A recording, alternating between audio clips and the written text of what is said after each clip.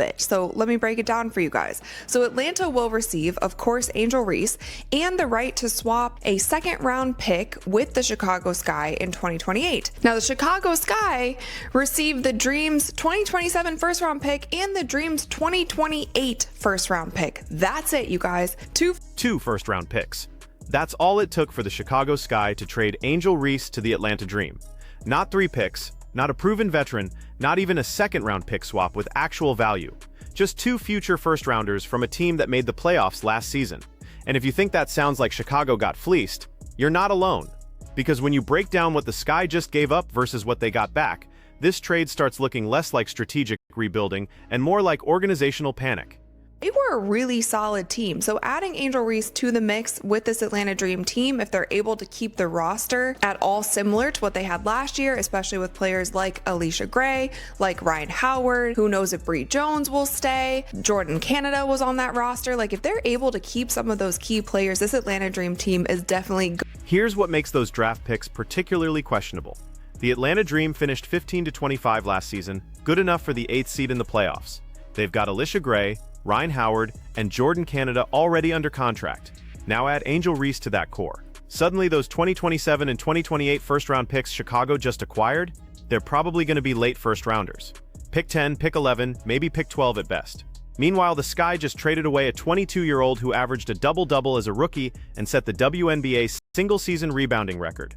The math isn't mathing. A lot of Indiana Fever fans were noticing that the Indiana Fever play the Atlanta Dream 4 times this season, and that's more than they play any other team. And this schedule was announced before it was known that Angel Reese would have been going to the Atlanta Dream. And as we saw in the first 2 years of both Caitlin Clark and Angel Reese's career, the WNBA set it up so that Angel Reese and Caitlin Clark were playing each other so many times throughout the season. Like, those were the big. But let's talk about what Chicago does have now. They're hosting the All-Star Game this season. They just traded away their biggest draw. They've got Camila Cardoso, who's talented but unproven, and they're sitting on 2 draft picks that won't convey for at least 3 years. So what's the plan here? Are they tanking? Are they rebuilding around Cardoso? Because if that's the strategy, they better hope she develops into a franchise player fast. Otherwise, they just hosted an All-Star Game in a city that no longer has a star to celebrate.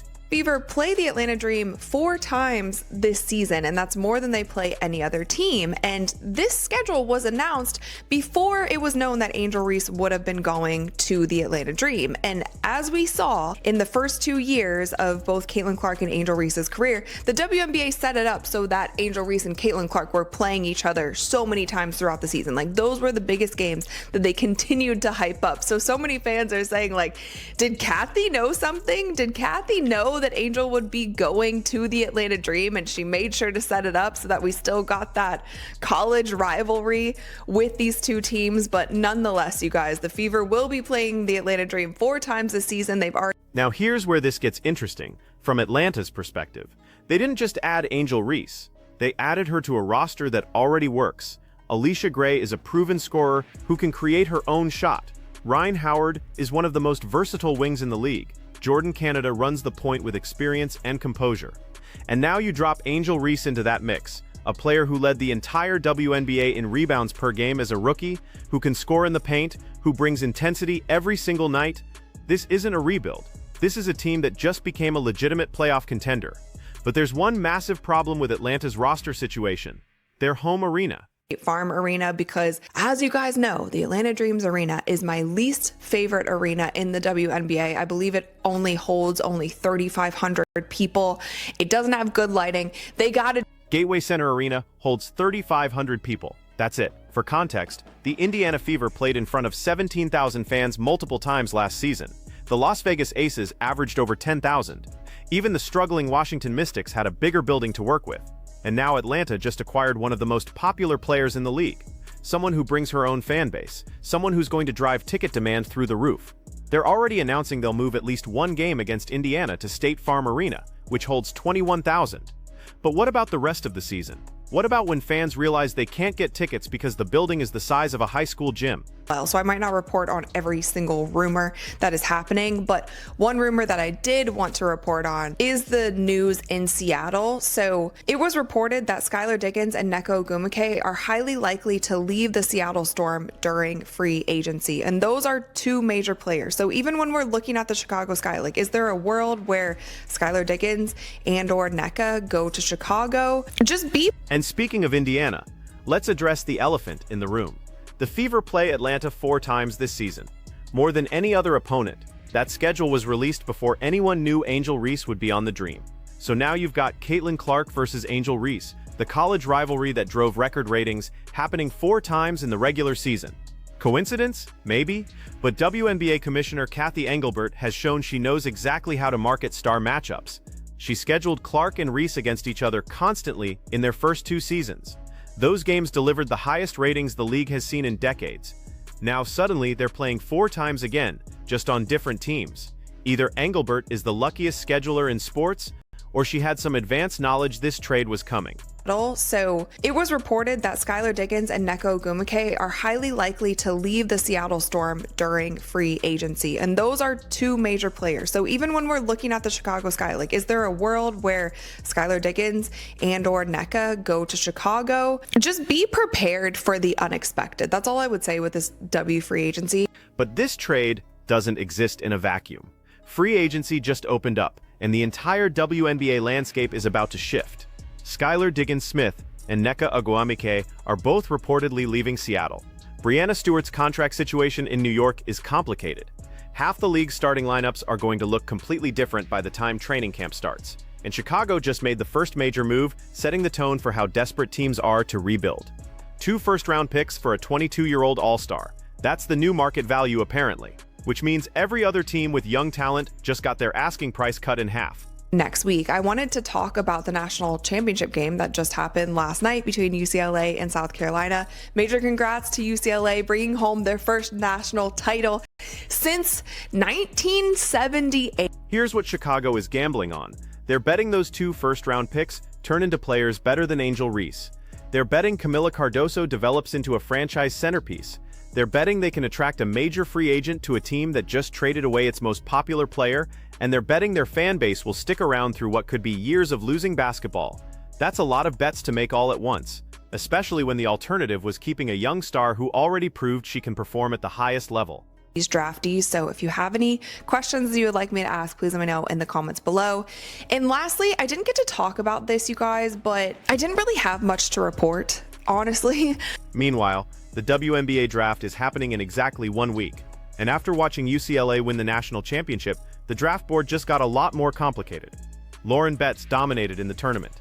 Kiki Rice showed she can run an offense at the highest level. Janiyah Barker hit clutch shots when it mattered most. Gabriela Jaquez played with the kind of intensity that translates immediately to the professional level. These aren't projects. These are players who can contribute right away. And suddenly, teams picking in the lottery are wondering if they should take the proven college star or swing for upside. Like, do you guys remember last year for the Golden State Valkyries expansion draft? They had celebrities making the picks. They had, it was just a whole thing. They had an event for it. They had a podium. They made it such a bigger thing than they did for these 2 expansion teams. And I do not blame the expansion draft added another layer of chaos to all of this. Portland and Toronto just selected their initial rosters, but half those players are free agents who might not even stay with their new teams. Nika Moule tore her ACL again playing overseas, but Portland drafted her anyway because they believe in her long-term potential. That's the kind of commitment Chicago just refused to show Angel Reese. They had a young star who wanted to be there, who brought fans through the door, who delivered on the court, and they traded her for future draft picks that might not even convey for 3 years. So they picked Julie Alamon with their first pick, and I do like her. They have Marina Mabry. Also, they have Aaliyah Nye, who obviously wasn't protected by the Las Vegas Aces. They have Lexi Held, Maria Conde, again, and then Christy Wallace. Christy Wallace was the one that they picked from Indiana. So even looking at these 2 rosters, I'm not sure what to expect yet, even when we saw the Golden State Valkyries. So let's talk about what this means for Angel Reese specifically. She's going to a team that wants her. She's going to a city that's excited to have her. She's going to play alongside established veterans who can help her develop. And she's escaping whatever friction existed between her and the Chicago front office. Because make no mistake, that relationship was broken. You don't trade a 22-year-old all-star for 2 late first-round picks unless something went seriously wrong behind the scenes. Whether it was coaching disagreements, front office tension, or just a fundamental mismatch in vision, Chicago decided Angel Reese wasn't part of their future. And honestly, that might be the best thing that ever happened to her career. Here's what makes this trade historically significant. The Chicago Sky just set a new precedent for how little value a young star holds in the WNBA. 2 first-round picks. That's the going rate now. Compare that to the NBA, where a 22-year-old averaging a double-double would command multiple first-rounders, pick swaps, and at least one proven player coming back. But in the WNBA, where the salary cap is lower, where teams have fewer assets to trade, where the draft is only 3 rounds, the value calculation is completely different. Chicago looked at Angel Reese and decided 2 future picks were enough. That decision is going to ripple through every trade negotiation for the next 5 years. Think about the message this sends to other young players. You can be Rookie of the Year runner-up, you can set a league record, you can sell out arenas and drive television ratings, and your team will still trade you for future draft capital if they decide you don't fit their timeline. That's a brutal reality check for anyone who thought individual performance guaranteed job security in this league. The WNBA is a business, and Chicago just proved they'll make the business decision every single time, even if it means alienating their fan base and gutting their roster. Now let's talk about Atlanta's perspective, because they're the real winners here. They gave up 2 first-round picks that were probably going to be in the 10-12 range anyway. In exchange, they got a player who's already proven she can compete at the highest level. Angel Reese doesn't need development time. She doesn't need to adjust to the professional game, she's ready right now. And when you're a playoff team trying to take the next step, that's exactly the kind of player you target.